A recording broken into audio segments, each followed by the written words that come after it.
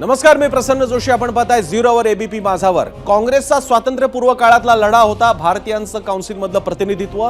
कारण ब्रिटिशांच्या राज्यामध्ये भारतीय आहेत कुठे हा सवाल होता काँग्रेसचा. नंतर आले डॉक्टर बाबासाहेब आंबेडकर. त्यांनी सवाल केला स्वातंत्र्य तर ठीक आहे, पण त्याच्यामध्ये दलित मागासवर्गीय पददलित समाज कुठे आहे. त्यांचाही मुद्दा होता प्रतिनिधित्वाचा, सामाजिक न्यायाचा. त्यानंतर बसपाचे बौद्धिक आणि सर्व अर्थाने प्रमुख असलेले कांशीराम आले. त्यांचं विधान होतं बाबा के बच्चों के बगैर देश का शासन चलने नहीं दूंगा. पुन्हा मुद्दा होता प्रतिनिधित्व.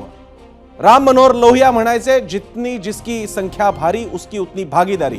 कारण हा मुद्दा होता समाजातला, देशाच्या प्रशासनातल्या प्रतिनिधित्वाचा. आणि हाच मुद्दा असल्यामुळे मूळ संविधानात्मक घटनात्मक आरक्षणाच्या पलीकडे जाऊन मंडल आयोग आला. ओबीसीना आरक्षणाची संधी मिळाली. मात्र त्याही नंतर वर्गांना तर जातीनिहाय म्हणजे आरक्षण जरी मिळालं असलं तरी ते वर्गांसाठी होतं.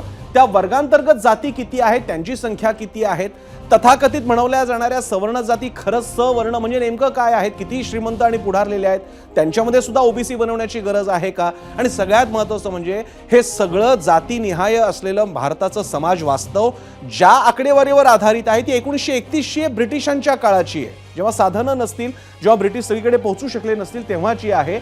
अशा आकडेवारीवर आधारित 21व्या शतकात भारताचा सामाजिक न्याय ठरवायचा कसा, आणि त्या दृष्टीने मागणी होत होती जातनिहाय जनगणनेची. आणि अखेर आज केंद्र शासनानं ती मागणी मान्य करत त्या दृष्टीने पाऊल उचललेलं आहे. भारतामधली पहिली सामाजिक क्रांती जर का आंबेडकरांची असेल, दुसरी सामाजिक क्रांती जर का ओबीसी मंडल आयोगाची असेल, तर तिसरी सामाजिक क्रांती घडण्याच्या दिशेनं उचललेलं हे पहिलं पाऊल आहे. क्रांती घडलेली नाही, पहिलं पाऊल आहे. आणि याच दृष्टीने आजचा विषय महत्त्वाचा आहे. या विषयाला सुरुवात करण्यासाठी आपण जास्तीत जास्त समाज घटकांना या चर्चेमध्ये सहभागी करून घेण्याचा प्रयत्न केलेला आहे आमच्या तांत्रिक मर्यादांसह. मात्र त्यांच्याकडे जाण्यापूर्वी या महत्त्वाच्या निर्णयाच्या बाबतीत ज्यांनी घोषणा केली त्या अश्विनी वैष्णव आणि त्याला प्रतिसाद देताना काँग्रेसचे नेते राहुल गांधी काय म्हणाले आपण पाहूया. जातियों की गणना एक सर्वे के स्थान पर मूल जनगणना में ही सम्मिलित होनी चाहिए. इससे यह सुनिश्चित होगा कि समाज आर्थिक और सामाजिक दृष्टि से मजबूत होगा और देश की प्रगति भी निर्बाध चलती रहेगी. प्रधानमंत्री श्री नरेंद्र मोदी जी के नेतृत्व में राजनीतिक विषयों की कैबिनेट समिति ने यह निर्णय लिया है कि जातियों की गणना को आने वाली जनगणना में सम्मिलित किया जाए. सेंसस को डिले किया है और अपोज किया था. हम इसको वेलकम करते हैं. ये हमारा विजन है, इन्होंने अडॉप्ट किया, बहुत अच्छा. मगर हम चाहते हैं कि हमें डेट्स बताई जाएं, किस दिन तक ये सेंसस होगा. बजट में इसका पैसा आना चाहिए, अभी बजट में पैसा नहीं है. और फिर जो डेवलपमेंटल विजन है वो हमारे सामने प्रेजेंट होना चाहिए. सिर्फ रिजर्वेशंस नहीं, मगर हम सेंट्रल सवाल पूछ रहे हैं कि चाहे ओबीसीज हों, दलित्स हों, आदिवासी हों, उनकी देश में कितनी भागीदारी है. कास्ट सेंसस से एक प्रकार से पता लगेगा, बट कास्ट सेंसस से आगे जाना है. हमारे इंस्टीट्यूशंस में, संस्थाओं में इनकी कहां कहां पार्टिसिपेशन है, पावर स्ट्रक्चर जो है उधर कितनी पार्टिसिपेशन है, ये नेक्स्ट स्टेप है. और हम चाहते हैं कि इस डायरेक्शन में कास्ट सेंसस जाए. तर अशा प्रकारे दोन्ही प्रतिक्रिया आलेल्या आहेत. आणि आताशी तर ही संवादाची चर्चेची सुरुवात आहे. अजून फार मोठा पल्ला गाठायचा आहे. प्रत्यक्षात सर्वे होणार आहे, जनगणना होईल, त्यानंतर त्याचं विभागवार विश्लेषण होईल आणि खऱ्या अर्थानं जिसकी जितकी संख्या भारी त्याची तेवढी साझेदारी होणार का, भागीदारी त्याला मिळणार का, आपली चर्चा आहे. आपण आपल्या पाहुण्यांकडे जाऊयात आणि चर्चेला सुरुवात करूयात. पहिल्यांदा ओळख करून देऊया. आपल्यासोबत आहेत सचिन खरात, आरपीआय खरात गटाचे अध्यक्ष आणि नेते. त्यांच्या शेजारी पुण्याला बसलेले आहेत भालचंद्र कुलकर्णी, आम्ही सारे ब्राह्मण चळवळीचे आणि ब्राह्मण समाजातल्या प्रतिनिधींपैकी एक. याशिवाय विनोद पाटील, याचिकाकर्ते मराठा आरक्षणासाठी, ज्यांनी पहिल्यापासून लढा दिलेला आहे. केशव उपाध्ये, भाजपचे प्रवक्ते थोड्याच वेळात आपल्यासोबत असतील. प्रकाश शेंडगे, ओबीसीचे नेते आपल्यासोबत असतील. त्याचप्रमाणे काही वेळाने मनोज जरांगे पाटील, मराठा आरक्षणासाठी ज्यांनी अनेकदा उपोषणं केली, आणि लक्ष्मण हाके सुद्धा थोड्याच वेळात आपल्यासोबत असतील. सगळ्यांचं स्वागत. मी सगळ्यात आधी मी विनोद पाटलांपासून सुरुवात करेन, कारण आता या सगळ्या संघर्षामध्ये जनगणना, जातीगत जनगणना याचा थेट संबंध ओबीसी आरक्षणापर्यंत जातो, कारण ओबीसींची मागणी कदाचित वाढू शकते अशी एक चर्चा आहे, कारण ओबीसींची संख्या भारतात सर्वाधिक असू शकते. या पार्श्वभूमीवर त्या समाजामध्ये समावेशाची जी मागणी केली जाते, त्या मराठा समाजाचे प्रतिनिधी म्हणून मी पाटलांना विचारतो की आपलं या बाबतीतलं म्हणणं काय या निर्णयानंतर. पाटीलजी. निश्चित आम्ही आजचा जो निर्णय याचं स्वागत करतो. याच्या खोलात आपण जर गेलो की याच्यापूर्वी जनगणना 1931ला झाली होती, त्यानंतर 2011ला झाली, परंतु त्याचे आकडे बाहेर येऊ शकले नाही. यापूर्वीची जी जनगणना झाली होती त्याच्यामध्ये 2 कॅटेगरी होत्या, SC ST आणि खुला प्रवर्ग. परंतु त्यानंतरचे जे काही निर्णय इंदिरा साहनी खटल्यासारखे सुप्रीम कोर्टाचे आले, अलीकडच्या काळामध्ये बिहारने विधानसभेने कायदा पारित केला. तो कायदा असा होता की आमच्या राज्यामध्ये ओबीसी व SC ची संख्या वाढली, त्यामुळे आम्ही त्यांना टक्केवारी वाढवून देतो. तो सर्वोच्च न्यायालयाने रद्द केला. त्यामुळे एकंदरीत जर चित्र बघितलं संपूर्ण देशामध्ये तर येऊन निर्णय थांबतो तो आकडेवारीवर. आणि दुर्दैवाने इतक्या वर्षामध्ये ते आकडेवारी कोणी घेतली नाही. या सरकारने पाऊल उचललंय. याचा फायदा नुसताच एकटा मराठा समाजाला होणार नाही, 2 गोष्टीला याच्यासाठी होईल. एक, जसं आपण सांगितलं, जिसकी संख्या उतनी उसकी भागीदारी, हे स्पष्टता येईल की कोणाची किती लोकसंख्या आहे. मग त्यानंतर सुप्रीम कोर्टाचे जे निर्णय आहेत, 50% कॅप आहे, त्याला मर्यादा राहणार नाही. आणि दुसरा, याच्यामध्ये जो काही मास्टर प्लॅन देशासमोर बनवायचा आहे त्याला याचा फायदा होईल. त्यामुळे याचं आम्ही स्वागत करतो आणि मला पूर्ण विश्वास आहे यामध्ये मराठा समाजाला संख्येप्रमाणे न्याय मिळेल. बरं, प्रकाश शेंडगे सुद्धा आपल्या सोबत आहे, ज्यांनी वेळोवेळी ओबीसीचा मुद्दा आणि न्यायाचा मुद्दा लावून धरलेला आहे. शेंडगेजी, या जातीगत जनगणनेबद्दलची जी तयारी केंद्र सरकारने दर्शवली, आपली पहिली प्रतिक्रिया. सर्वप्रथम या देशातील तमाम ओबीसी बांधवांच्या वतीनं मी केंद्र सरकारच्या या निर्णयाबद्दल त्यांचं मी स्वागत करेन. मोदी साहेबांचं मी अभिनंदन करेन. आणि राहुल गांधी साहेबांनी सुद्धा बराच हा प्रश्न लोकसभेपासून लावून धरला. आणि एकंदरीत बिहारमध्ये जो निर्णय झाला, बिहारच्या कॅबिनेट वगैरे त्या लोकांनी जे पुढाकार घेतला ह्याच्यामध्ये, त्या सगळ्यांचं मी अभिनंदन करेन. आणि आजचा दिवस हा एक नवीन सामाजिक क्रांतीचा जो आहे, हा दिवस जो आहे तो हा महाराष्ट्रातील ओबीसी आणि सगळ्या समाजाचे असणार आहे. कारण आता ही जातनिहाय जनगणना झाल्यानंतर प्रत्येक समाजाची कुणाची किती याच्यामध्ये हे आहे आणि त्याप्रमाणे प्रत्येक समाजाचा विकासाचा मार्ग जो आहे तो आजच्या ह्या निर्णयामुळे मोकळा झालेला आहे. उशीर झालेला आहे. 4 दशकं त्यात गेलेली आहेत. जवळपास अनेक मोर्चे, अनेक आंदोलनं, अनेक या ठिकाणी हे झालेलं आहे. आणि प्रत्येक वेळी हा निर्णय जो आहे तो कसा लांबवता येईल असं काँग्रेसचं सरकार असेल किंवा बीजेपी प्रणित सरकार असेल, दोन्ही सरकारने आतापर्यंत हा निर्णय कसा लांबवता येईल हाच प्रयत्न केला. पण आता ही बिहारची निवडणूक समोर लागली आणि त्यामुळे कदाचित हा पॉलिटिकल निर्णय असो किंवा आणि काय असो, पण हा निर्णय घेतला त्याबद्दल मी त्यांचं अभिनंदन करेन.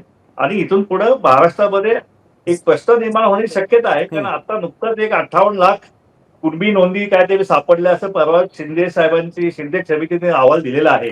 आता परत हे 58 लाखामुळे 2 कोटी मराठा समाज जो आहे तो ओबीसी मध्ये येणार असल्यामुळं महाराष्ट्रामध्ये हा पेच जो आहे तो हा पेच निर्माण होऊ शकतो.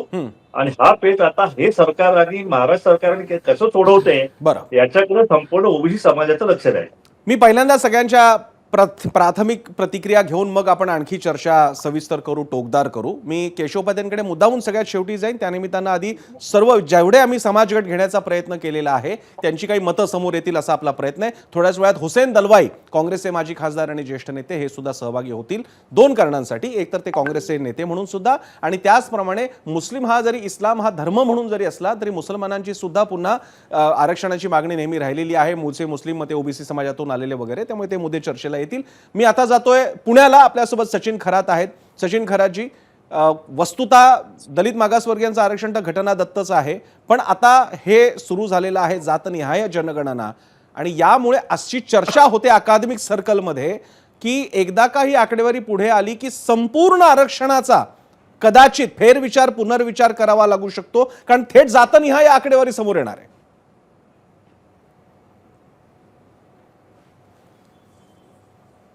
मुळात भारतीय जनता पार्टीच्या केंद्र सरकारने हे आज जाहीर केलेला आहे जाती जनगणनेचं. हो. मुळात भारतीय जनता पार्टी हे हिंदुत्ववादी पार्टी आहे असं ते म्हणतात, परंतु मी त्यांना ब्राह्मणवादी पार्टी समजतो स्पष्टपणे. आज त्यांनी जे जाहीर केलेलं आहे, राजकारण त्यांना करायचं आहे, ठीक आहे, काय हरकत नाही, परंतु गेले कित्येक वर्ष आंबेडकरवादी समाज ही मागणी करत होता की जाती जनगणना झाली पाहिजे, आणि आज त्यांनी ते जाहीर केलेलं आहे. त्यामुळे देर आहे दुरुस्त आहे, त्यांचं मनापासून आम्ही स्वागत करतो. परंतु याची पूर्णपणे अंमलबजावणी झाली पाहिजे. कारण जर आज राहुल गांधी सरांनी सांगितलं की बजेट म्हणजे कुठली तरतूद नाही, तरी सुद्धा त्यांनी आज जाहीर केलेलं आहे. याचं पैसे कसं करणार तुम्ही, कशी नेमकं हे कसं, म्हणजे हे जे तुम्ही जाहीर केले ते कशा प्रकारे करणार हे, आणि कधी करणार, आणि कोणत्या तारखेला कंप्लीट करणार हे जनतेला सांगावं लागणार. दुसरी गोष्ट आमची मागणी आहे की हे झाल्यानंतर दलित समाज, आदिवासी समाज, ओबीसी समाज जर जास्त प्रमाणात आढळला तर त्या प्रमाणात त्याला आरक्षण मिळालं पाहिजे.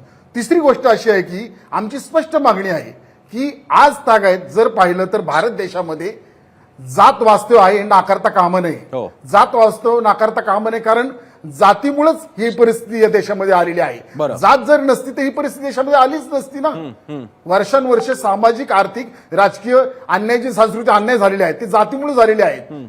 त्यामुळे आमची स्पष्ट मागणी की जाती जनगणना झालीच पाहिजे, परंतु त्याच रीतीने सेम आरक्षण ज्यांच्या लोकसंख्येनुसार त्यांना मिळालं पाहिजे, एवढी आमची स्पष्ट मागणी आहे. बरं, सचिन खरातनी महत्वाचा मुद्दा मांडलेला आहे. फक्त ज्याची लोकसंख्या त्यानुसार आरक्षण असा निकष मानायचा म्हटला तर आणखी काही गुंते संभवतात, आणि यापुढे अशा अनेक विषयांबद्दल चर्चा वेळोवेळी करावी लागणार आहे.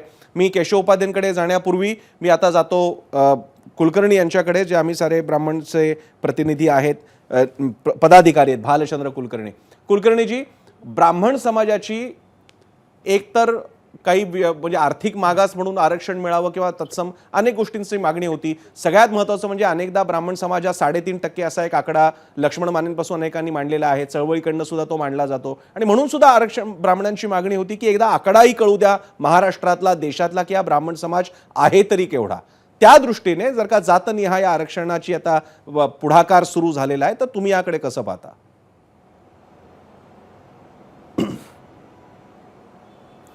नमस्कार. सर्वप्रथम तर जातनिहाय आरक्षण याचं स्वागतच करायला पाहिजे. त्याचं कारण असं आहे, जनगणना कुलकर्णीची, जनगणना आरक्षण नाही, जातनिहाय जनगणनेपासून सुरुवात आहे. मी जनगणनेकडेच येतोय. जनगणना, सॉरी, मगाशी आरक्षण बोललो असेल. जातनिहाय जनगणना जी करायची आहे ती त्याचं स्वागतच केलं पाहिजे. त्याचं कारण असं आहे की एकूणच देशभराची जी परिस्थिती आहे ती सगळी एकूण जाती व्यवस्थेवर आधारित घटनाकारांनीच करून ठेवली आहे. त्याच्यामध्ये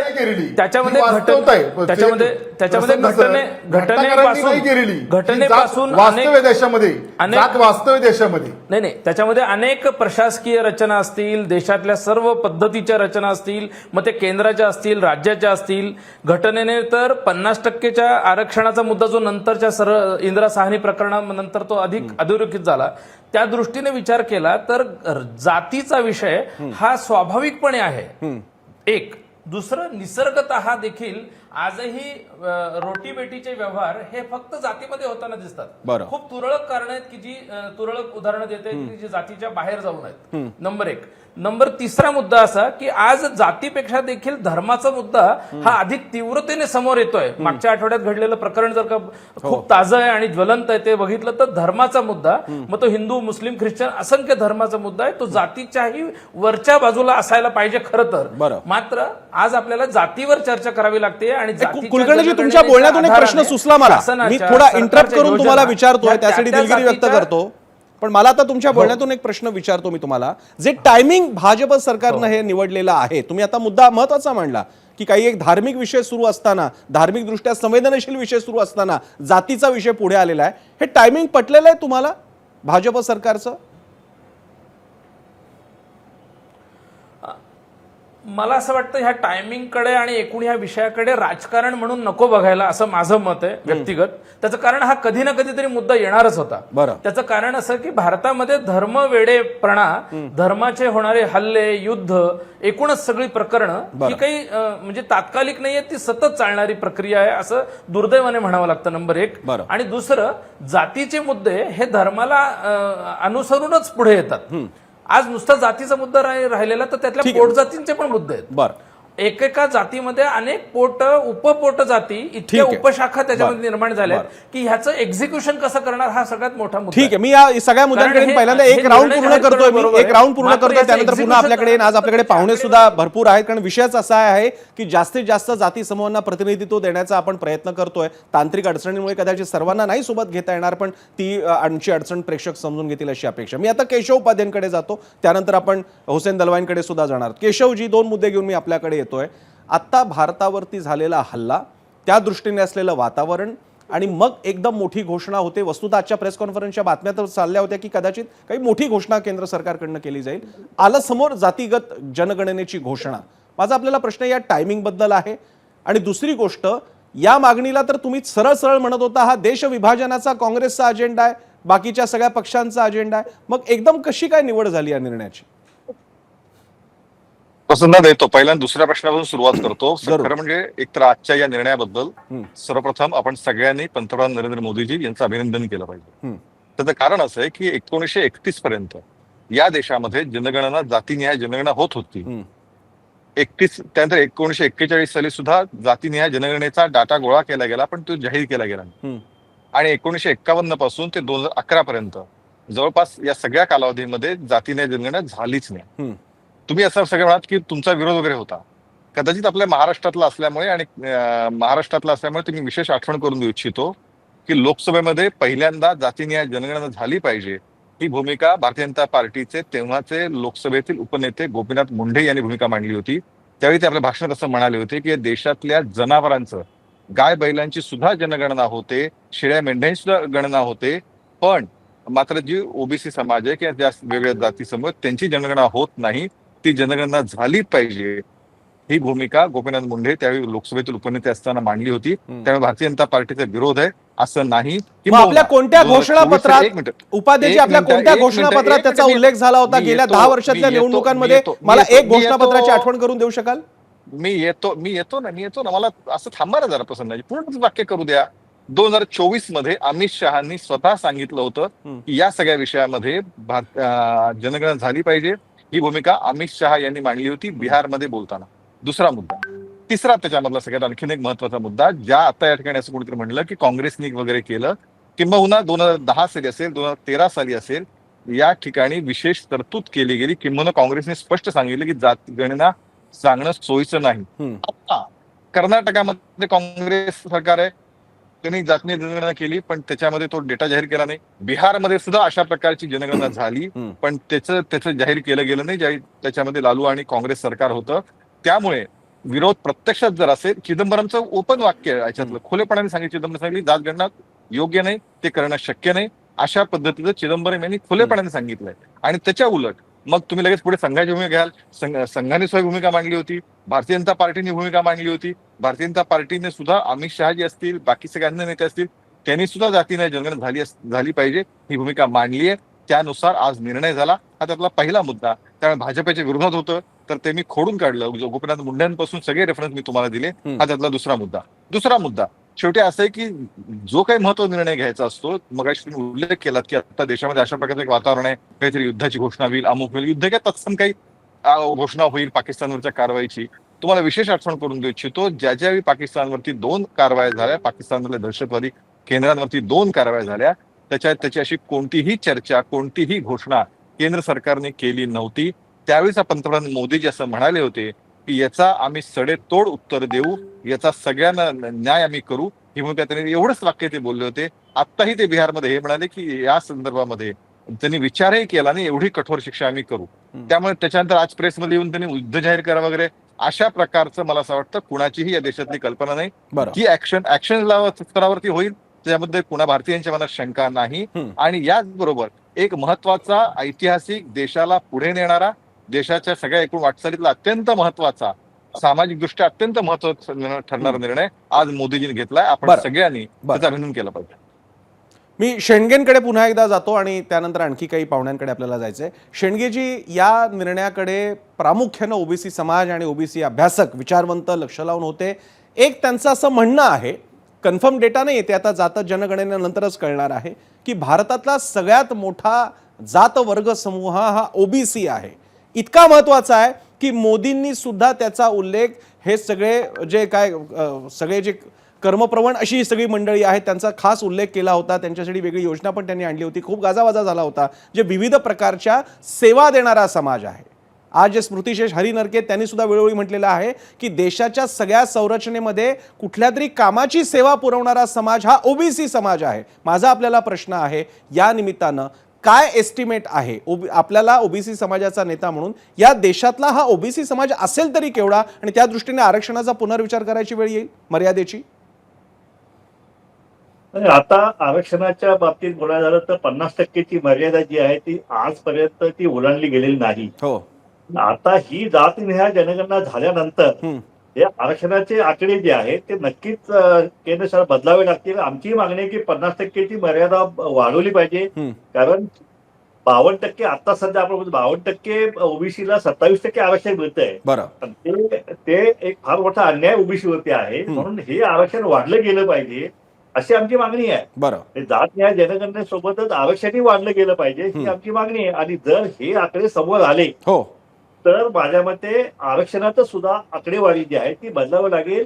आणि एकदा ते मी सुद्धा मागे अनेक वेळा बोललो की एकदा ते 100% आरक्षण एकदा ते देऊन टाका ज्याच्या त्याच्या संख्येप्रमाणे. म्हणजे हे जे आरक्षणाचे जेवढे काय गोंधळ सगळे झालेले आहेत, मग राजस्थानचं आंदोलन असेल, गोवारी गुजर समाजाचं, किंवा तुम्ही मणिपूरचं आंदोलन असेल, महाराष्ट्रातले आंदोलन असतील, गुजरातमधले आंदोलन असतील, दक्षिण भारतामध्ये आरक्षणाचा आग्रह या देशानं पाहिलेला आहे. हा सगळा एकदाचा संपवायचा असेल तर ज्याची जेवढी संख्या आहे तेवढं आरक्षण देऊन माझ्या मते हा विषय संपवला पाहिजे. शेणकेजी, काय अंदाज आहे आपला भारतामध्ये, महाराष्ट्रामध्ये ओबीसी समाज किती टक्के, काय संख्या सांगू शकाल महाराष्ट्रातला आणि देशातला? एक अंदाज, तुम्हा सगळ्या ओबीसी अभ्यासकांचा काहीतरी विचार असेलच ना देशातल्या? महाराष्ट्राचं बोलायचं झालं तर महाराष्ट्रामध्ये ओबीसी समाज हा नक्कीच 65%च्या कमी नक्कीच नाहीये. बरं, आणि त्यामुळं महाराष्ट्रामध्ये आता मी मगाशी जो मुद्दा काढला होता की आता हे महाराष्ट्राचं आरक्षण जे आहे ते हे सरकार कसा तिला सोडवणार आहे जातनिहाय जनगणना झाल्यानंतर.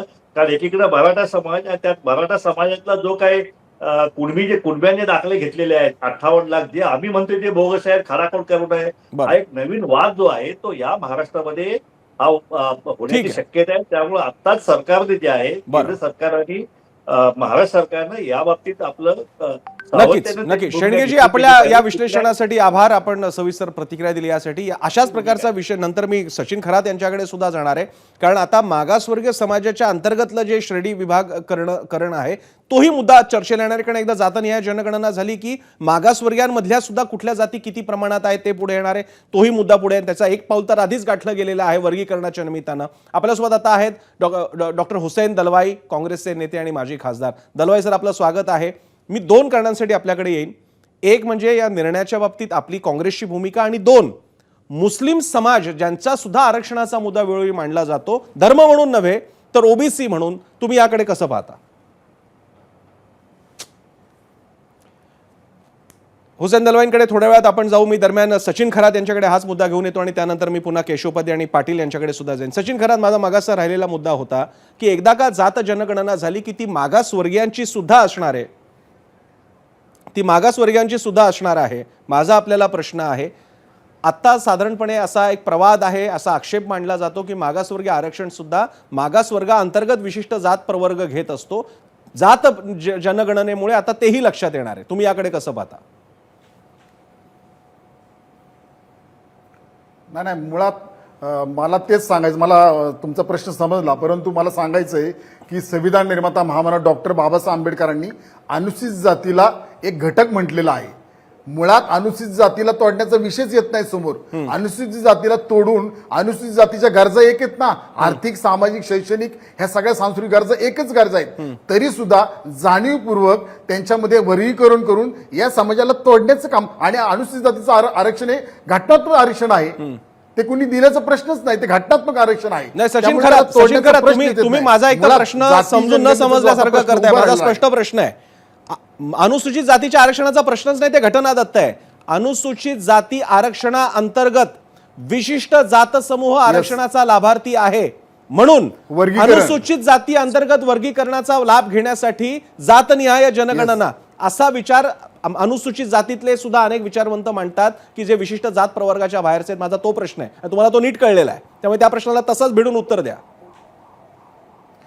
नाही, मला कळालेला आहे प्रश्न. मी परत सांगतो की जाती जनगणना तर सर्वांच्याच झाल्याच पाहिजे, सर्व जातीची झाल्या पाहिजे. त्यामध्ये मागासवर्गीय जातीची जी होतीच प्रश्नच नाही आणि झालीच पाहिजे. परंतु त्यामध्ये जो वर्गीकरणाचा घाट घातलेला दिसत आहे केंद्र सरकारमार्फत, त्याला आमचा स्पष्ट विरोध आहे. कारण मी परत एकदा तेच सांगतो की हा एक घटक आहे अनुसूचित जाती, त्याला विशिष्ट दर्जा आहे अनुसूचित जातीला आणि जमातीला. त्यामध्ये तुम्ही वर्गीकरण करूच शकत नाही. ठीक आहे. कारण ते प्रतिनिधित्व देतोय ना, तिथं प्रत्येक माणसाला मिळत नाही तुम्हाला आरक्षण. एक प्रतिनिधित्व उभं राहतंय जमातीमधून आणि अनुसूचित जातीमधून, त्यामुळे तो प्रश्न उद्भवत नाही. आणि मला एक स्पष्ट सांगायचंय दुसरं की आज जातीनिहायचा जो जनगणनेचा प्रश्न आहे, जर खाजगी क्षेत्रामध्ये जर पाहिलं तर आज कित्येक वर्ष हा मजूर म्हणूनच काम करतोय ना कंपन्यामध्ये, जर दलित आदिवासी माणूस आणि इतर क्षेत्रामध्ये हा सवर्ण माणूस काम करतोय. आज गुणवत्ता नावाचे गोंडस बाळ आहे, त्याच्या नावाखाली शोषण चाललंय ना. एक विशिष्ट समाज आज जर पाहिलं भारताच्या प्रत्येक शाखेमध्ये शोषण करतोय ना प्रत्येक ठिकाणी. त्यामुळे जाती जनगणना झाली पाहिजे आणि तो आम्हाला अधिकार मिळाला पाहिजे, तिथपर्यंत आम्ही पोहोचलो पाहिजे. जातीमुळे तो आम्ही, कारण विशिष्ट अन्याय आम्हाला अनुसूचित जातीमुळे होतोय आमच्यावर. ठीक आहे, मी आता केशवोपाध्याय किंवा हुसेन दलवाई थोड्या वेळा झाल्यानंतर त्यांच्याकडे मला जायचंय. त्यापूर्वी मी पुन्हा पाटील यांच्याकडे जातो. पाटीलजी, मराठा समाजाचं नेहमी आणि आपल्यासारख्या अनेक कार्यकर्ते विचारवंतांचं म्हणणं आहे की मराठा समाज 36 ते 38% आहे आणि त्याच्या अर्धा म्हणजे अशा प्रकारे 16 ते 18% आरक्षण मिळायला हवं. त्या दृष्टीने जी काय आहे ती वाटचाल अजूनही सुरू आहे. त्याचप्रमाणे ओबीसी विचारवंतांचं मात्र असं म्हणणं राहिलेलं आहे. पुन्हा एकदा मी स्मृतिशेष हरिनरकेंचा उदाहरण इकडे देईन की हा आकडा एवढा मोठा नाहीये. उलट जे आरक्षण मराठ्यांना देऊ केलं जातंय काय 16-18%, हे वस्तुतः 100% आरक्षण आहे. माझा आपल्याला प्रश्न आहे, जातीनिहाय आरक्षणाचा, जातीनिहाय जनगणनेचा साधारणपणे मराठा समाज कधी समर्थक दिसला नव्हता. आता तुम्ही कसं पाहता याकडे? नाही, निश्चित काय झालं की या पूर्वीच्या काळामध्ये 2-3 वेळेस आम्हाला आरक्षण मिळालं. मुंबईपर्यंत टिकलं, सुप्रीम कोर्टात ते रद्द झालं. आणि सातत्याने एकच विषय आला की यांची लोकसंख्या नाही. आता चर्चेमध्ये तुमच्यासमोर एक छोटंसं उदाहरण देतो. 100% आपण रिझर्वेशन पकडलं तर 16 आणि 8 24 SC/ST समाजाचं गेलं. 24 गेल्यानंतर खाली उरलं 76%. आताच माझे सहकारी म्हणले 76 पैकी 62% हे ओबीसी आहेत. 76 मध्ये 62 गेले, तो उरले 14%. 14 मध्ये मुस्लिम समाजा 16% मुंबई हायकोर्टाने स्वीकारलेलं आहे. मग -2 झालो आणि ब्राह्मण समाज 3.5 आहे, म्हणजे -3.5 झालो. मग 100च्या वर लोकसंख्या गेली ना या चर्चेनुसार. त्यामुळे आकडेवारी खरी नाहीये, हे स्पष्टता याच्यामध्ये येईल, हाच आमचा आग्रह होता. आणि हे बघा, जस्टिस इनजस्टिस हा नंतरचा विषय आहे. जसं माझे मित्र खरात यांनी सांगितलं, पहिले आकडेवारी निश्चित झाली पाहिजे आणि हा वाद कायमचा संपेल. यापुढे पुढचे 200 वर्ष वाद होणार नाही. त्यामुळे मराठा समाज याचं स्वागत करण्याची प्रमुख भूमिका एवढीच आहे की स्पष्टता आली पाहिजे. आणि स्पष्ट आल्यानंतर, कारण मराठा समाजाचं रिझर्वेशन हे सगळ्यांपेक्षा वेगळं आहे. म्हणजे आम्ही डिमांड केली नाही पॉलिटिकल रिझर्वेशनची, आम्ही डिमांड केली शिक्षण आणि एज्युकेशन. त्यामुळे शिक्षण आणि एज्युकेशन घेण्याचा अधिकार भारतात जन्मलेल्या प्रत्येकाला, महाराष्ट्रात जन्मलेल्या प्रत्येकाला. त्यामुळे आकडेवारी एकदा आली ना तर निश्चित विद्यार्थी मुख्य प्रवाहामध्ये येईल. त्यामुळे मराठा समाजाने कायम ही भूमिका घेतलेली की आम्हाला न्याय मिळावा. ठीक आहे, मी केशवोपाध्यांकडे जाण्यापूर्वी आपल्यासोबत आता आहेत मराठा आंदोलक आणि आंदोलनाचे नेते मनोज जरांगे पाटील. मनोज जरांगे पाटीलजी, आपलं स्वागत आहे. एक फार महत्त्वाच्या सामाजिक निर्णयाकडे आपण चाललोय देश म्हणून, जातीनिहाय जनगणनेकडे. आपली पहिली प्रतिक्रिया? सरकारनं जो निर्णय घेतलाय भारत सरकारनं तो चांगला आहे. जनगणना झाली पाहिजे, कारण दूधचा दूध पाणीचा पाणी कोणी घेतलं. कारण त्यात काही दुमत असण्याचं कोणाचं कारण, कारण 1931 जनगणना इंग्रजांना केली, त्याच्या वतीचं देशाचं सगळं आरक्षण चालू आहे. म्हणजे आमच्या सुद्धा गोरगरिबांच्या लेकरं खूप भरले गेले. आमच्यासारख्या गोरगरिबांच्या लेकराला आरक्षणाची आवश्यकता होती. यांचाच आकडा इतका फुला की जिथं 1% समाज आहे, तिथं 1% समाज आहे, त्यांना 2-2 आणि 2.5% आरक्षण. ही सत्य परिस्थिती. म्हणून जनगणना होणं गरजेचं आहे, पण पारदर्शक व्हायला पाहिजे. असं व्हायला नको की जो सत्य अहवाल माहिती आयोगानं दिला होता तो स्वीकारला नाही सरकारने. पारदर्शक पद्धतीने केलेला असताना ही केलं नाही. आम्हाला शंका येते की एवढीच एक शंका आहे. तशी परिस्थिती जरी लागू केल्या तरी पण तिथेही दूध पाणी झालेलं आहे, ते ठीक आहे, हरकत नाही. आता सरकारने निर्णय घेतलाय, त्याला तर काय आता कोणी बदलू शकणार नाहीये. तुम्ही जनगणना करायचीच करा, परंतु त्याच्यात असणारे जो आयोगामध्ये असणारे अध्यक्ष सदस्य असतील ते पारदर्शक असले पाहिजे, निष्पक्षपातीपणाने यांनी काम केलं पाहिजे, तरी पुन्हा आकडा फुगू नये.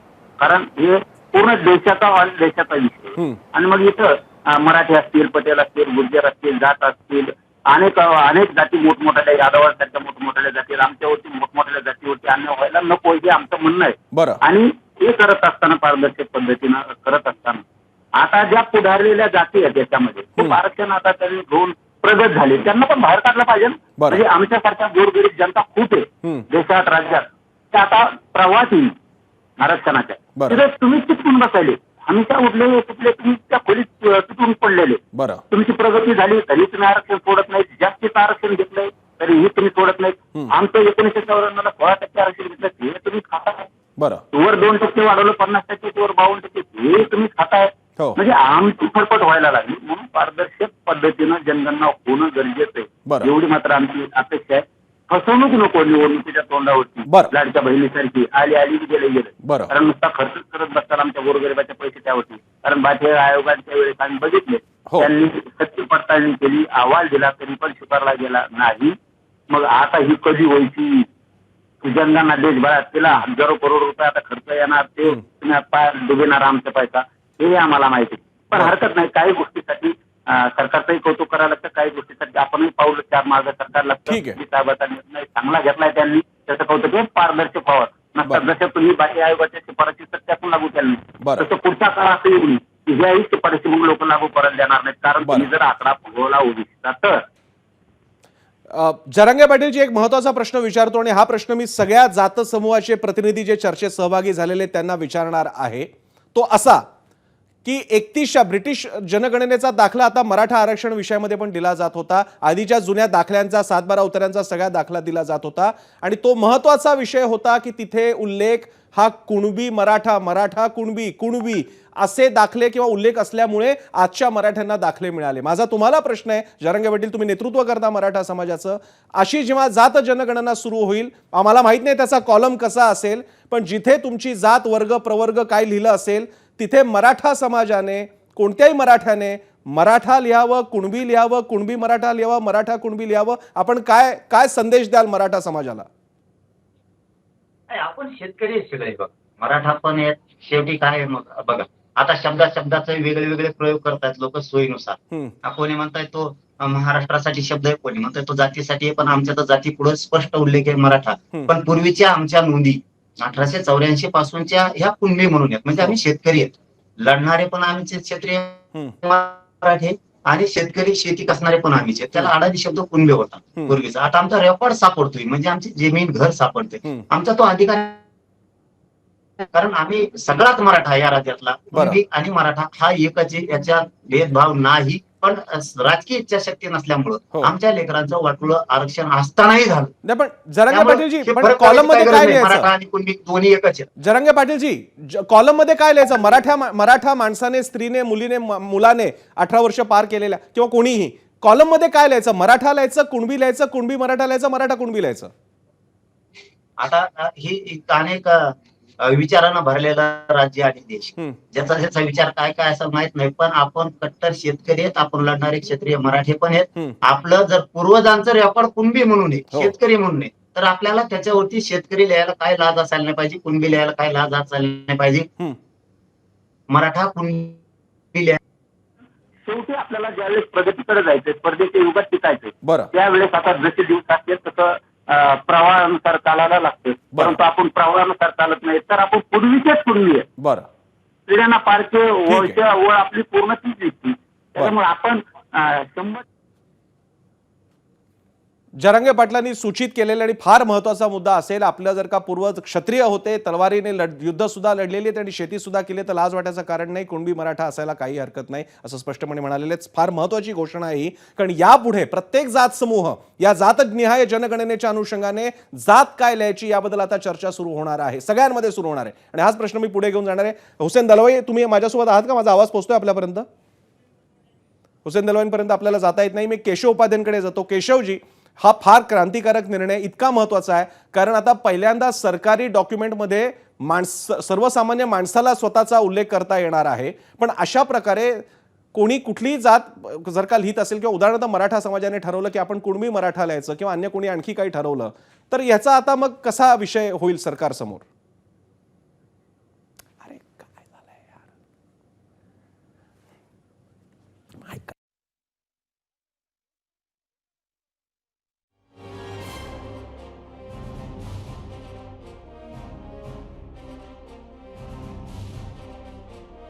गेस्टकडे जातो आणि मग बाकीच्यांकडे जाईन. मी हाच प्रश्न पहिल्यांदा विचारणार आहे कुलकर्णी यांना. कुलकर्णीजी, अनेकदा जेव्हा कधी जातनिहाय जनगणनेची चर्चा व्हायची, विशेषतः 2021ला असेल, 2011ला असेल, ब्राह्मण समाजाच्या व्हॉट्सअप ग्रुपवरती अशी चर्चा व्हायची की तुम्ही स्पेसिफिकली कॉलम असो किंवा नसो पुढे हिंदू कंसात ब्राह्मण असं लिहा. माझा आपल्याला आता प्रश्न आहे, ब्राह्मण जाती समूह आणि सगळ्याच जाती समुदायांमध्ये भारताच्या अनेक उपजाती सुद्धा असतात, तुम्ही एक प्रतिनिधी म्हणून कसं बघता याकडे? काय लिहिलं पाहिजे तिथे?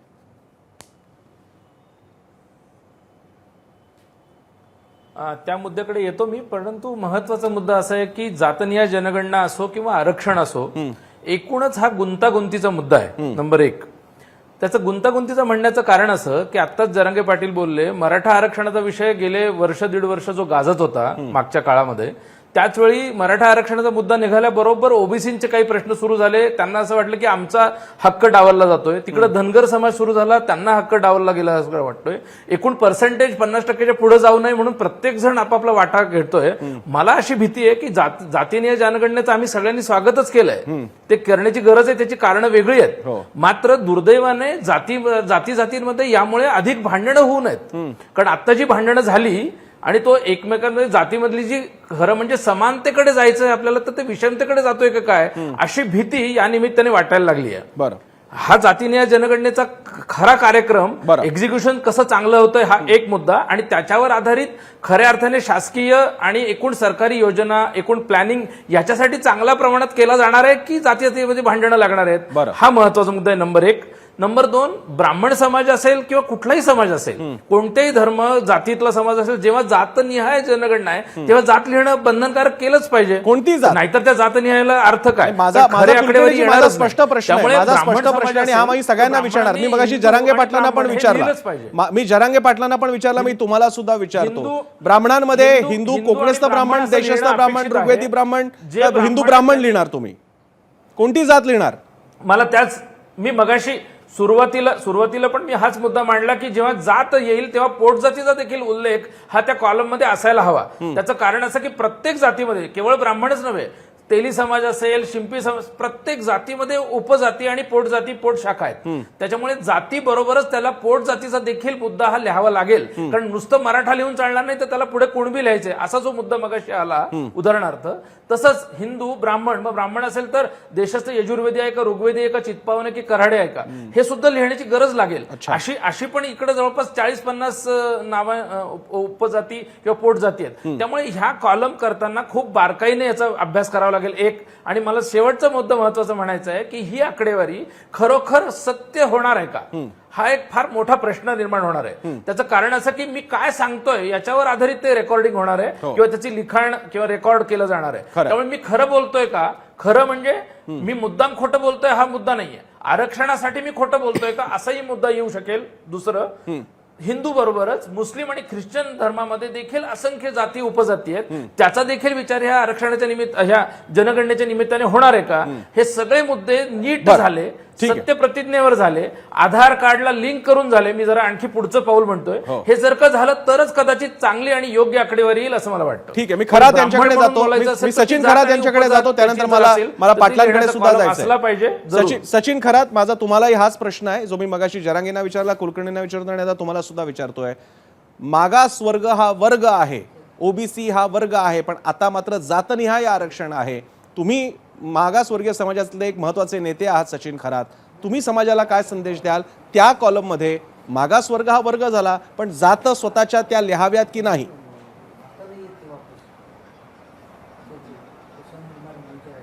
मी जात लिहावे की नाही या विषयाकडे येतो. फक्त एक लाईन मला फक्त बोलू द्या असतं प्लीज. मुळात महाराष्ट्र राज्यामध्ये मराठा समाज आरक्षण मागत आहे. आरक्षण मागताना मराठा समाज हा जनरल कोट्यात आहे. जनरल कोट्यात असून सुद्धा त्याला त्याचा वाटा मिळत नाही, म्हणून मराठा समाज आरक्षण मागत आहे. आणि विशिष्ट समाज त्याला वाटा देत नाही, म्हणून तो मराठा समाज मागणी करत आहे. हे त्यामुळे जाती जनगणना अत्यंत गरजेची आहे. आता विषय तो येतोय की मागासवर्गीय समाज जात लिहावी का नाही. मुळात भारत देशाची ओळख नरेंद्र मोदी साहेब भारत देशाची जगात जाऊन सांगतात गौतम बुद्धांचा देश आहे, हा मानवतावादी देश आहे. हा जर खराच मानवतावादी देश असेल तर ते जातीसमोर किंवा धर्मासमोर स्पष्ट लिहा ना, हे नष्ट करा, जात नष्ट करून टाका, धर्म नष्ट करून टाका आणि स्पष्ट लिहा ना, आम्ही बौद्ध आहोत, आम्ही मानवतावादी आहोत. हे आमचं स्पष्ट मत आहे. सचिन कराजी हे एक आयडियलिस्टिक मत आहे आणि त्याचाही मी आदरच करतो तुम्हाला. पण शेवटी प्रश्न तर येणारच आहे, विशेषतः जातीनिहाय जो वर्गीकरणाचा पहिला मुद्दा येऊन गेलेला आहे आणि आता ते होणार आहे. म्हणून माझा स्पष्ट प्रश्न आहे, त्या कॉलममध्ये काय लिहायचं? बौद्ध लिहायचं, मागासवर्गीय आणि कंसामध्ये जात आपला उल्लेख करायचा, की काय लिहायचं? तुम्हाला काहीतरी तरी गोष्ट सांगावं लागेल ना तुमच्या सगळ्या अनुयायांना. मुळात जर कायदेशीर मुळात जर येस बरोबर आहे, एकदम बरोबर. मुळात जर कायदेशीर जर पाहिलं तर जातीचा मुद्दा लिहिला जातो, तर जो दलित समाजाची जी जाते तीच लिहिली जाणार ना, ती लिहिली जाणार कायदेशीर जर पाहिलं तर. हे मत आहे. पण आमचं मत वेगळं. त्या मत आमचं कायदेशीर जर पाहिलं तर ती जातच लिहिली जाणार दलित समाजाची. ठीक आहे, महत्वाचा मुद्दा आणि याची चर्चा यासाठी थोडासा संवेदनशील विषय. मी फार सांभाळून बोलतो यावरती. त्याचं कारण प्रवर्ग अंतर्गत असलेले जातीचं प्रमाण किती प्रमाणात आहे आणि त्या प्रमाणातल्या त्या समजा 1 नंबरची एक विशिष्ट जात एका प्रवर्गात, पण दुसऱ्या क्रमांकाच्या जातीला जर का पहिल्या क्रमांका इतकं जर का प्रतिनिधित्व मिळत नसेल, फायदे मिळत नसतील, तर मग आरक्षणाचा प्रवर्ग अंतर्गत पुनर्विचार इथपर्यंत हा विषय जातो. म्हणून जात लिहिणं महत्वाचं आहे. म्हणून मी प्रत्येकाला विचारतोय तुम्ही कोणती जात लिहिणार आहात. मी आता नितीन राऊत यांच्याकडे जातो, काँग्रेसचे ज्येष्ठ नेते आणि आपल्यासोबत आहेत. नितीन राऊतजी, आपलंही स्वागत आहे. तुम्ही मगाशी राहुल गांधींची पीसी बघितली असेल आणि आजचा निर्णय तुमच्या समोर आहे. आपली पहिली प्रतिक्रिया. जी, पहिल्यांदा तर मी या जो प्रस्ताव या ठिकाणी आला की आता ती जनगणना होणार आहे, हो, त्याबद्दल केंद्र सरकारच्या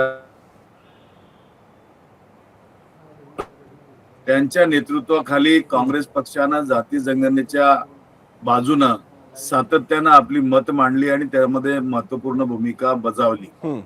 राहुल गांधीजी जेव्हा भारत जोडो यात्रेमध्ये होते, त्या यात्रेच्या देशव्यापी यात्रेच्या दरम्यान सुद्धा जितके किलोमीटर ते चालले असतील तितक्यांदा त्यांनी त्या ठिकाणी जाती जनगणनेला सुतोवाच केला आणि ती मागणी लावून धरण्याचं काम त्या ठिकाणी केलं.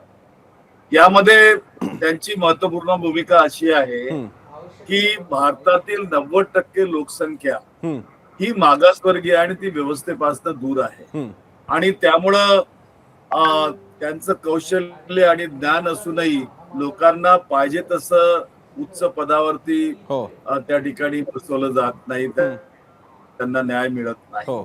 आणि हे सगळं करत असताना जाती जनगणना जी करायची आहे ती केवळ जातीची जनगणना नव्हे, तर त्यामध्ये संपत्तीचं वितरण आणि नोकरशाही, न्यायपालिका आणि विविध जातींचा जो सहभाग आहे. नितीनरावजी, ही पार्श्वभूमी मगाशी राहुल गांधींच्या पीसी मध्ये मी पण बघितलेली आहे. ते असं म्हणाले अनेक ठिकाणी की ही फक्त सुरुवात आहे. माझा तुम्हाला थेट प्रश्न आहे की ही जर का सुरुवात असेल तर पुढचं पाऊल, कारण आरक्षणाला तर अर्थ काय उरत चाललाय, जागाच कमी होत चालल्या आहेत, सरकारी एंटरप्राइज कमी होत चालल्या आहेत, जागा कमी होत चालल्या आहेत. या पुढचं पाऊल हे खासगीकरणामधलं आरक्षण इथपर्यंत जाईल का, असं वाटतं का तुम्हाला?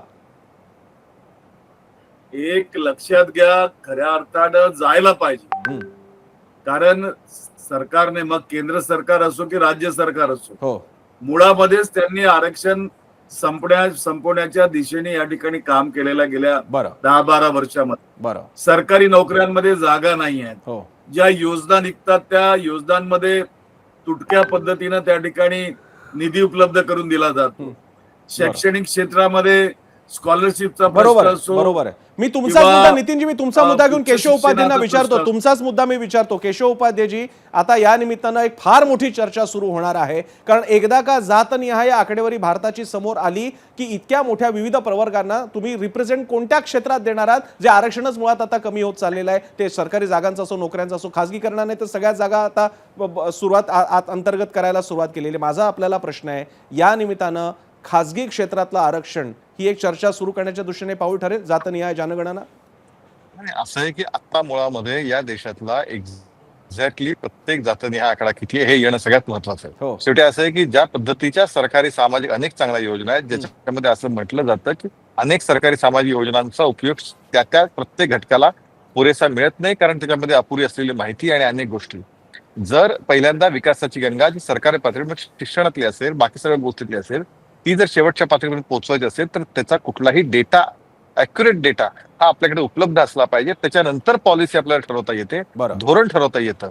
त्यामुळे स्वाभाविकपणे आता ही जातीने ह्या जनगणना करणं आणि काँग्रेस राहुल गांधींनी गुणगान गाऊ नये. 2014चं चिदंबरमचं माझ्याकडे भाषण आहे, 2013चे लोकसभेतलं त्यांच्याबद्दलची माहिती माझ्याकडे, की कशा पद्धतीने काँग्रेसने जातीनिहाय जनगणनाला विरोध केला होता. राहुल गांधी त्यावेळी लोकसभेचे सदस्य होते. बरं. त्यामुळे मग जर करायला एवढं शहाणपण वाटत होतं तर मागे का नाही गेली 7 वर्ष काँग्रेसच आहे. पण तरी तर ठीक आहे, मला तर राजकारणात जायचं नाही. बरं. आज त्यांना काय म्हणायचं म्हणू ठीक द्या. दुसरा त्यातला मला मुद्दा एवढाच आहे की आता एकदा का डेटा आपल्या हातात आला की त्याच्यावरती सर्वांना विश्वासात घेऊन, सर्व राजकीय पक्षांना विश्वासात घेऊन, समाजातल्या सर्व घटकांना, जातीय घटकांना विश्वासात घेऊन पुढचं धोरण मग ते कुठलंही असू शकतं.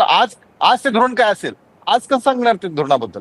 त्यामुळे एकूण सर्वंकष भारताच्या विकासाला जे पोषक असेल ठीक आहे. आणि सर्वंकष समोर घेऊन असेल असं धोरण नक्की केलं मला जाईल. केशव उपाध्येजी, माझ्याकडे काही प्रतिक्रिया येत आहेत. मी आता हा कार्यक्रम सुरू असताना मी पाहतोय, त्याच्यात असाही एक मुद्दा आलेला आहे की जो भाजप हिंदुत्वासाठी उभा राहतो, हिंदू सारा एकर ही ज्याची घोषणा आहे, पण आता हिंदू सारा एकर आहे, उपजाती आमच्या अनेक आहे, आणि आता त्याच्यावरती तुम्ही थेट शिक्कामोर्तबच करणार आहात. इनफॅक्ट ते आता अधिकाधिक शोधण्याचा प्रयत्न करणार आहात. तर हे पटतंय? हिंदू सारा एकर आहे, ते उपजाती अनेक आहे? नाही, मुळामध्ये एक लक्षात घेतलं पाहिजे. हेच तर मुळात अनेकांचं माहिती नाहीये की भारतीय जनता पार्टीचं हिंदुत्व कोणतं आहे. आमचं हिंदुत्व आम्ही मानतो, आम्ही सहजीवन, सहअस्तित्व हे आम्ही मानतो, हे आमचं हिंदुत्व आहे. आमचं हिंदुत्व म्हणजे हार आहे. हार मध्ये अनेक प्रकारची रंगीत फुलं असतात, पण ते रंगीत फुलं एकत्र येतात, त्या एक सुंदर हार तयार होतो, त्याला आम्ही हिंदुत्व म्हणतो. अनेक प्रकारचे समूह एकत्र येतील, सहअस्तित्व मान्य करतील आणि त्यातनं सर्वांना घेऊन येणार हिंदुत्व, सर्वसमावेशक हिंदुत्व हे आमचं हिंदुत्व आहे. त्यामुळे भाजपने हिंदुत्व सोडलं, भाजपने हिंदुत्व वेगळं केलं. हर्षवर्धन सपकाळ म्हणताय तुम्हाला, कारण आहे. केशवजी, हर्षवर्धन सपकाळ भाजपला असं आज एबीपी माझाला प्रतिक्रिया देताना म्हटलं की स्वागत करतो भाजपच्या या उपक्रमाचं, मात्र मग या निमित्तानं आता जिसकी जितनी संख्या भारी आणि उसकी उतकी भागीदारी या नियमाला RSS सरसंघचालक पदासाठी सुद्धा प्राधान्य देण्यात यावं, या सल्ल्याचा काही समाचार पहिल्यांदा सपकाळांनी त्यांच्या काँग्रेस पक्षातली त्यांची खुर्ची किती दिवस आरक्षित राहिली याची चिंता अधिक करावी. संघ आपल्या पद्धतीने काम करत राहतो, संघाला अशा कुठल्या सल्ल्याची गरज नाही. ठीक आहे. मी आता हुसेन दलवाई थोड्याच वेळात आपल्याकडे येतात. त्याच्यापूर्वी पुन्हा मला एक मुद्दा विनोद पाटलांकडे घेऊन जायचा आहे, कारण जरांगे पाटलांचा सारखा ऑडिओ डिस्कनेक्ट होत होता. विनोद पाटीलजी, माझा स्पष्ट प्रश्न होता, ज्यावेळी हे जनगणना मराठा कुटुंबियांच्या घरांपर्यंत जाईल आणि त्या कॉलममध्ये तुम्हाला लिहायची असेल तुमचा जात प्रवर्ग जे काही असेल ते, तुम्हाला काहीतरी एक नोंद करावी लागेल. ती नोंद फार महत्त्वाची ठरणार आहे, कारण सरकारी डॉक्युमेंटमध्ये स्वतःहून एंट्री करण्याचा हा पहिला आणि एक महत्त्वाचा संधी मिळणार आहे. बाकी सगळ्या ठिकाणी फक्त त्याच नोंदीचे रिप्लिकेशन होते. म्हणून माझा तुम्हाला प्रश्न आहे, मराठ्यांनी तिथे काय लिहायचं?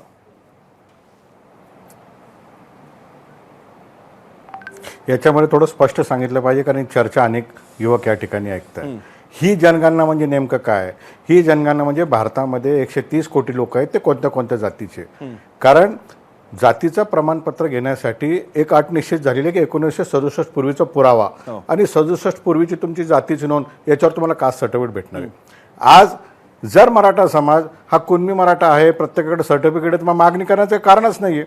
आज Maratha as it is Maratha राहिला, जो मराठा कुणबी झाला त्याला ओबीसी रिझर्वेशन मिळालं. त्यामुळे माझं स्पष्टपणे या ठिकाणी मत आहे की आयडेंटिफिकेशन ऑफ पर्सन आहे, त्याच्यामध्ये कॉलममध्ये जे तुमच्याकडे कास्ट सर्टिफिकेट असेल, जे तुमच्याकडे पुरावा उपलब्ध त्याचाच उल्लेख याच्यामध्ये करावा. उद्या चालून असं होईल की आम्ही सगळ्यांनी सरसकट लिहिलं विनोद पाटील कुणबी, डेटा आला की ओबीसीची लोकसंख्या 75% संपला, 75% प्रमाणे 38% आरक्षण मिळालं, परत मराठा समाज तसंच टाळ्या वाजवत बसेल. त्यामुळे हे प्रत्येक समाजाला लागू आहे की आयडेंटिफिकेशन तुमचं काय आहे, 1967 पूर्वीचा तुमच्याकडे पुरावा काय आहे आणि आज तुमची ओळख काय कागदोपत्री, तेच आपण याच्यामध्ये लिहावं. आणि राहिला कॉलमचा प्रश्न, मला वाटत नाही याच्यामध्ये यापूर्वीच्या जनगणनेत मी पाटीलजी सोपं करून विचारतो, गरीब मराठाने आता आपल्याला सरकारी डॉक्युमेंटमध्ये मुद्दा लिहिता येतोय म्हणून सरसकट मराठा कुणबी असं लिहू नये असं आपण सुचवताय? मी स्पष्टपणे एक सांगतो, जर मी मराठा कुणबी असेल, माझ्याकडे पुरावा असेल तर मी मराठा कुणबी लिहावं. बरं. जर माझ्याकडे फक्त पुरावा असेल मी मराठा तर मी मराठा लिहावं. जर माझ्याकडे पुरावा असेल कुणबी तर, कारण हे काय आहे, तुम्ही आज काय आहात बरं. त्याच्यावर देशाची पॉलिसी ठरवायची, त्याच्यावर आरक्षण ठरवायचंय. पण तुम्हाला अर्थात काय ठीक पाहिजे हे विचारलेले नाही. ठीक. तुम्ही आज काय आहात हे आपल्याला हा मुद्दा सांगायचं. बरोबर आहे आणि हा आणखी जनजागरणाचा मुद्दा आणि तो आता सगळे जरांगे पाटील, विनोद पाटील या सगळ्यांना ते पुढे जनजागरण करावं लागेल. सगळ्याच समूहांना करावं लागणार की नेमकं लिहायचं काय त्या कॉलममध्ये. मी शेवट करायला नितीन राऊतांकडे येतो. कार्यक्रमाचा शेवट मी त्यांच्यावर करणार आहे. नितीन राऊजी, सुरुवात झालेली आहे आणि देशाची सुरुवात आहे, एका भाजप किंवा काँग्रेस पक्षाची नाहीये. याच्या पुढचा मार्ग काय?